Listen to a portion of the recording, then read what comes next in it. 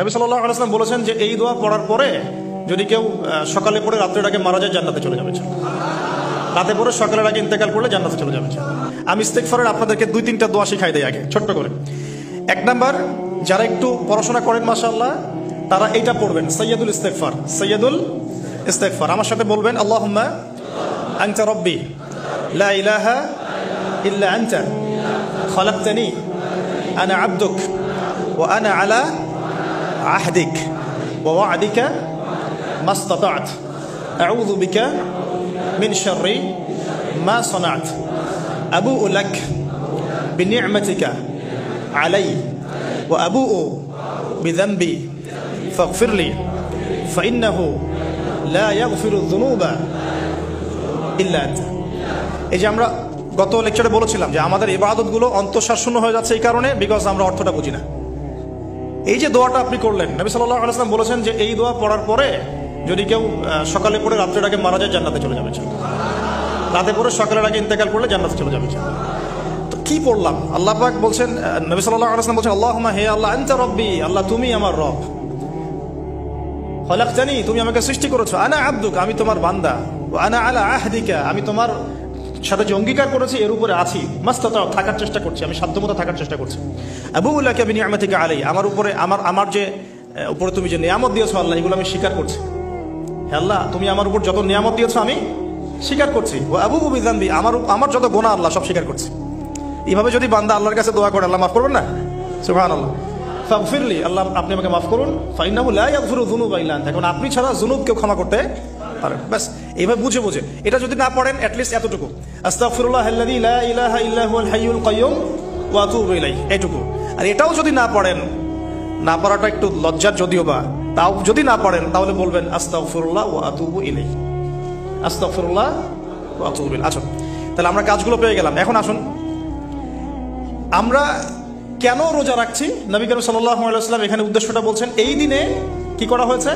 মুসা আলাইহিস সালাম এবং তার কওমকে নাজাত দেওয়া হয়েছে, ফেরাউন তার কওমকে ডুবিয়ে দেওয়া হয়েছে। এই তো এই রোজার সাথে কিন্তু হুসাইন রাদিয়াল্লাহু আনহুর কারবালার শাহাদাতের কোনো সম্পর্ক নাই।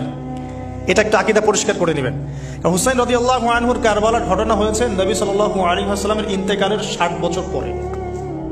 শরীয়ত ক্লোজ হয়ে গেছে না নবী সাল্লাল্লাহু আলাইহি ওয়াসাল্লাম ইন্তেকালের সাথে সাথে, নাকি আরো শরীয়ত আসবে? তো শরীয়তের কোনো নতুন বিধান কি এরপরেও চালু করা যাবে? এই দিনে অনেক ঘটনা ঘটেছে, এই ঘটনাগুলোর সম্পর্কে কিছু দুর্বল বর্ণনা আছে বিধায় আমি বলছি না পাবলিকলি।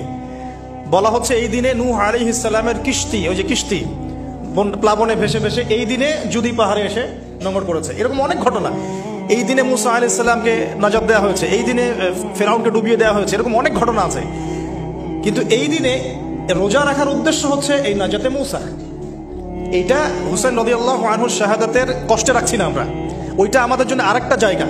ওই জায়গাটা নিয়ে যে হুসাইন রাদিয়াল্লাহু আনহুর শাহাদাত, ওইটা থেকে শিক্ষাটা আমার কি? এই ঘটনাটা এই 10 মুহররমে ঘটে গেছে, এটা আল্লাহ পাকের তাকদিরে ছিল, এই দিনেই ঘটনাটা ঘটে গেছে।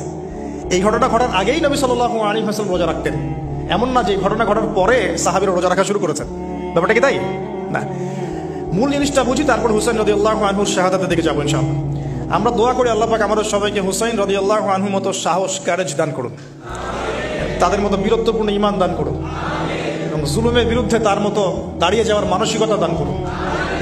আল্লাহ পাক সারা দুনিয়া থেকে ইয়াজিদদেরকে ধ্বংস করুন, এবং রাসূল সাল্লাল্লাহু আলাইহি ওয়াসাল্লামের কলিজার টুকরা নাতি হুসাইন রাদিয়াল্লাহু আনহুকে আল্লাহ পাক জান্নাতের উচ্চ মর্যাদা দান করুন। তো এখানে দেখুন মুসা আলাইহিস সালামের নাজাতের সাথে আশুরার ঘটনা জড়িত। আর একটা কথা আমি বলে দেই, মুসা আলাইহিস সালাম, তার কওম, ফেরাউন এবং শেষ জামানা দাজ্জাল, জেরুজালেম, ইহুদি, এদের সবার সাথে একটা যোগসূত্র আছে। একটু বোঝার চেষ্টা করবেন, একটু বোঝার চেষ্টা করবেন। আবার বলছি, রোজাটা রাখছি আমরা আশুরার স্মৃতিতে, ওই স্মরণে। এই আশুরার দিন এর ঘটনা, মুসা আলাইহিস সালামের কওম, ফেরাউন, বনু ইসরাইল, এখনকার জেরুজালেম, জিউসদের উত্থান, শেষ জামানা, এই প্রত্যেকটা বিষয় কানেক্টেড আছে। আমি জানি না কিভাবে আমি শব্দ নিয়ে আপনাদেরকে বোঝাবো।